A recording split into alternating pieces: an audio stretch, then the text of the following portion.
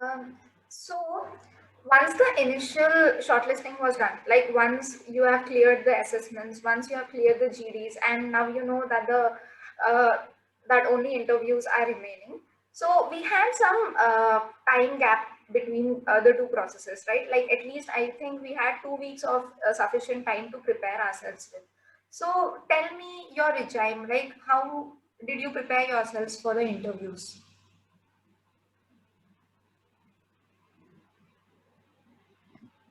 So, so for me, when my first shortlist for a company came up, I divided my preparation into three bits. Number one was my technical, the thing that I'd studied before coming to college, and also that I was studying at college. So that was the technical bit. The second bit was about the HR. Why do I want to get into this company? And for example, if it's an investment bank, then buy this investment bank. If it's a PE fund, then buy this PE fund. And then a little bit about the market, what is happening here and there. So if you distribute your preparation around it, that is more than sufficient. And even if not, what is expected for at least for a summer intern is that he or she should be logical and should be confident in what he or she is speaking about, which in itself is, if you interact a lot of people, do take a lot of mocks. This is what I did. That helps you understand where you are going right or where you're going wrong. Talk to seniors, and there's adequate preparation given by the various committees at IIM Kozhikode. So yeah, that helped me a lot. If you're an engineer, you should not prepare hardcore finance. They will not go into that. If you do your basic ratios well, you will be fine. But if you have a finance background, you have to know your fin, your valuation concept, because that is something they expect out of you, and they will go into that because they tend to believe, because you come from fin background, you should know that stuff. So your preparation should be as per your background as well. I saw a lot of engineering folks get deemed to valuation, and they just got scared out of that. It does not make any sense to. You cannot learn a subject in a week. So if you have your basic clear, you have your financial issues clear. For an engineering point of view, it works fine. I think what Javin said, I totally second that, because people will tell you 100 things, and people told me 100 things, do this, do that, and I was sure. I just kept this in mind. Ki, okay, I should know myself better first. So I should know my resume better first before knowing other people's. So before knowing CFA level 2, I should know CFA level 1 basically. So yeah, so I just focused on what I had done, because if I'm writing CFA level 1 on my resume, I should know it in and out. To add to Also, this point, yeah, I mean, the industries, the work X that you mentioned, that really plays, like, we can't stress enough on how much important role it plays. So the entire final round of an hour's interview was basically underlined on the work X that are done. Like, the work that are done, the responsibilities are taken, what are the new developments in that field, how well do you know that sector? So, I mean, really, like, you should at least follow that sector extensively, because a lot of, I mean, if people have work ex, a lot good part of your interviews really based on your work ex. It's always important to study about the company and profile in hand before going for the interview. So a lot of people get a short list in a without much notice. So for me, so I got some short list with say 2-3 days of deadline. I got one short list today, and my interview is scheduled for tomorrow. So it's very important to understand the company and role, and just focus your efforts around that. That how you should be able to express yourself, or how you should be able to convey your interest towards that profile, because that bit is really important. Just one very important point to what Sarthak said. Your why should be very clear. Why you want to join this role. Because in every interview that I gave, they asked me why this role. So more than your how, you should know why do you want to do this. So I think that's very important. So, are there any good online resources or any books or any websites that you guys extensively followed for finance related stuff or the market related stuff, which helped you a lot? So for investment banking specifically, there's this one book which I also gave to Javin recently. It's it's Investment Banking by Joshua and Joshua, and that the book perhaps uh, clarifies everything that you do in investment banking, be it theory or be it practicality.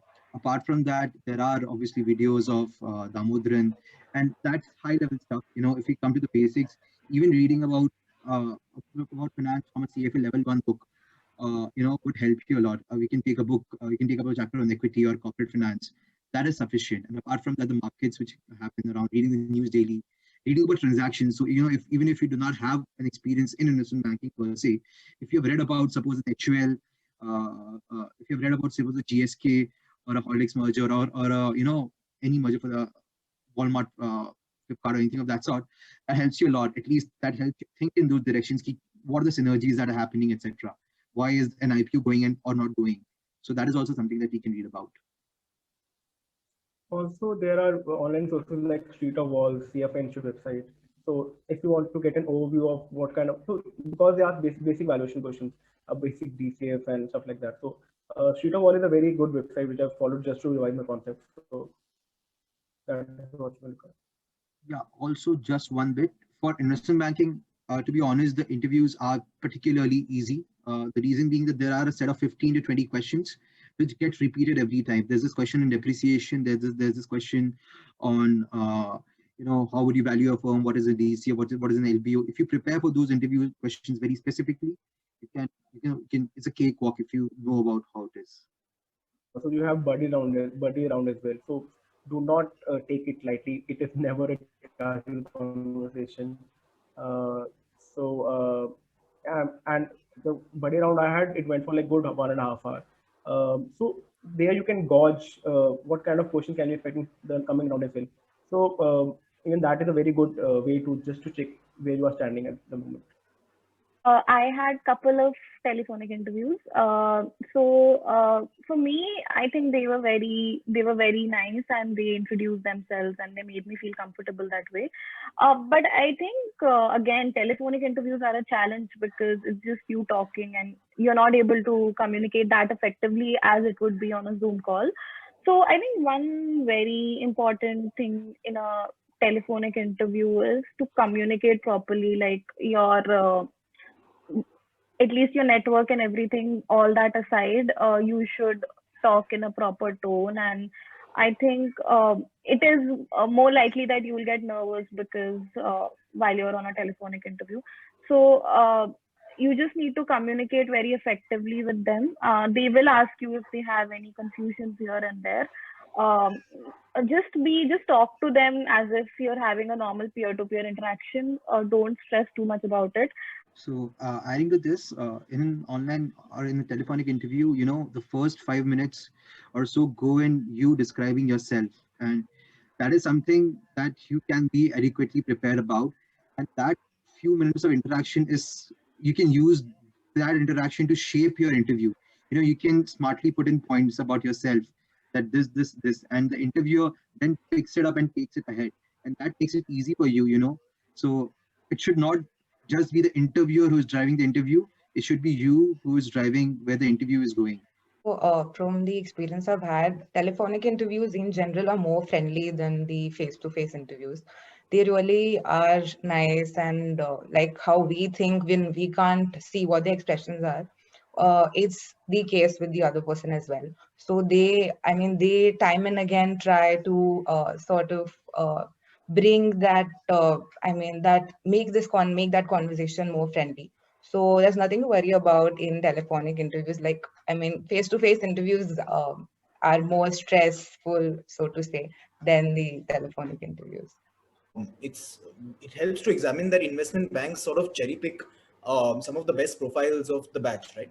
Even if we look at the way they're structured, they sort of get the first right of refusal, if what have you, to go and pick the students. So what that does is that's a double-edged sword. That also means they get to spend a lot of time with you. Unlike many other firms, they get to spend a lot of time on telephonic interviews, getting to know you inside out.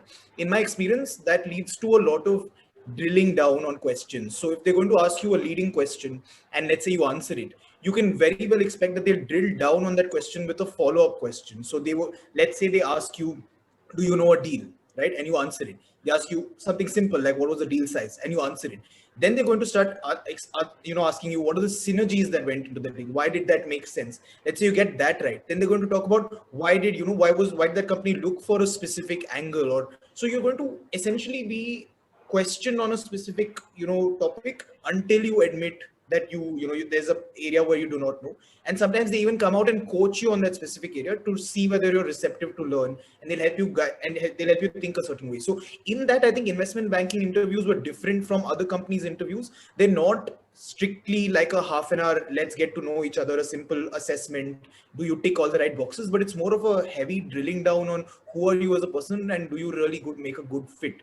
Again, the number of people that make it to an investment banking role, a VC role even less so, are quite a few in number, right, compared to the batch sizes that we have at B schools. So really, it's not an assessment test of multiple choice questions or knowing a particular fact.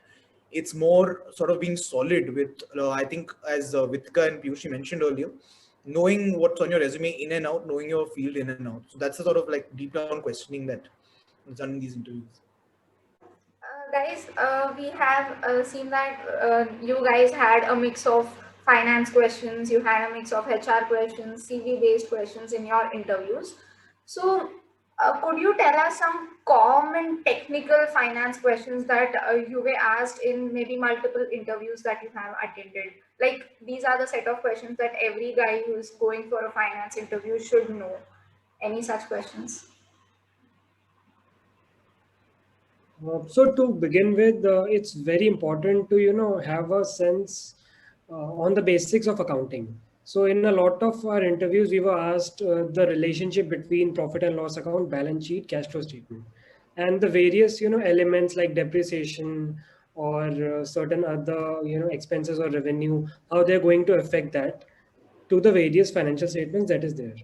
Also in a lot of interviews they kind of give you some, they kind of you check your simulation skills also, that if let's say we have been given a scenario that if let's say profit increases by this much percentage, how will it affect certain kind of ratios, and things on those particular aspects. So these are few of the common questions that I personally have came across in a lot of interviews. Yeah, this combined with valuation, like Sarthak said, the accounting and valuation questions were a lot. Most of it came from, in my experience, was from the CFA L1 syllabus, sort of covered the questions that were asked. But one thing of, I think, significance is the way these questions were structured, right, was a little different from the way we look at them in Indian pedagogy. So it's not they ask you a question and then you have a right answer to it, or like one specific fact will answer that question.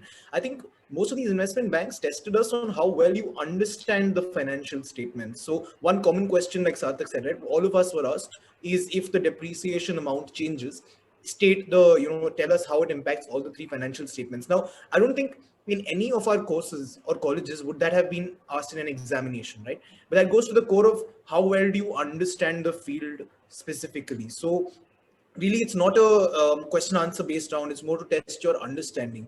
Other common questions, I think all of the valuation techniques, the comparable valuation, your discounted cash flow methods, these were something that were asked.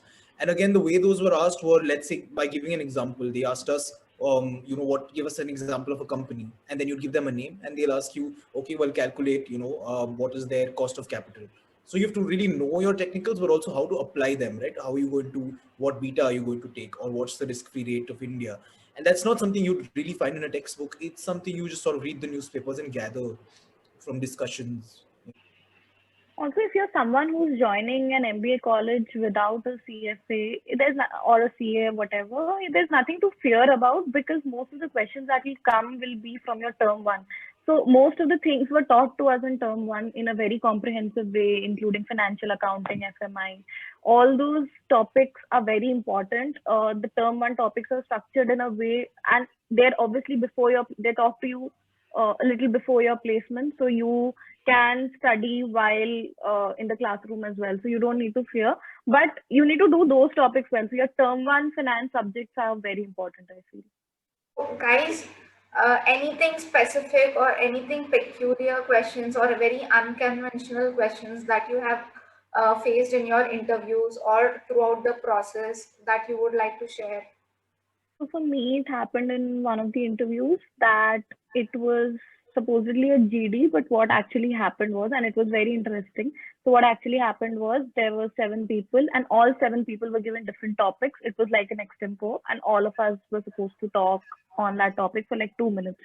So I think that highlights the importance of knowing stuff, right? And those were all questions like farm bills, what is the impact? So if you don't know what farm bills is, you will not be able to talk at all in front of a lot of people, because in a GD you still have an opportunity to not talk and still be fine. But here you have to speak for 2 minutes, and everybody has to speak. So for 2 minutes. So I think that was a very unconventional way, and it was a good way also, because first of all, everybody got an opportunity to speak, and everybody got an opportunity to show what they knew. So I think, yeah, that was one process that I went through. I think my peculiar story is also from a group discussion. One of the private equity firms that visited campus had a group discussion for us.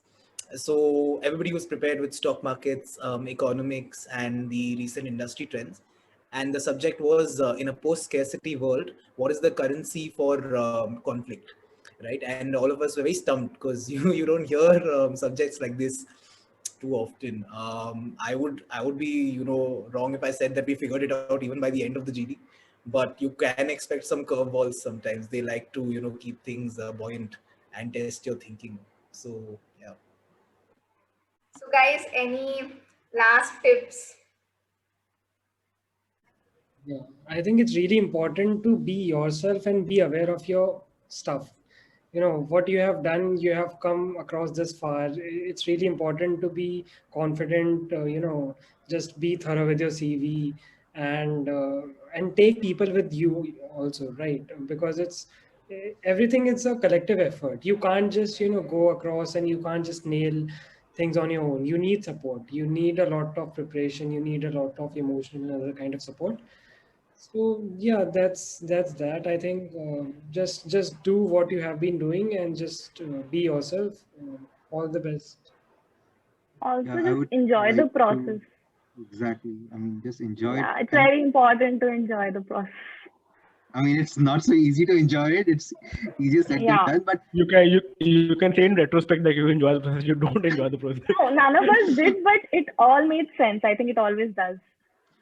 yeah, In I retrospect, the learning was amazing. Like, yeah. that fast tracked to another level, like 15 days of preparation cannot I think match we a missed year's that time hard now. work. We missed that time. Yeah, we really Yeah. want to go back to that stress level now. Yeah, I don't know that. One thing is, if you want to get rejected by a company, it's best to get rejected by investment banks, right? They're one of the first to visit campus, so you get to enjoy the rest of summer placements with your friends. You get to sit for a lot of other companies. So I can't think of a better set of companies to get rejected by than investment banks. So that's just it's great. It's chill. It's fun. Also, on a serious note, I totally second to what Sarthak just spoke. It's a collective effort after all, and to be honest, some very good friends of mine have been made during the process of summers. All of us going through it together, learning together, helping each other out. That actually makes it a lot of fun also, and you kind of learn not just finance but also other things. So yeah, that is.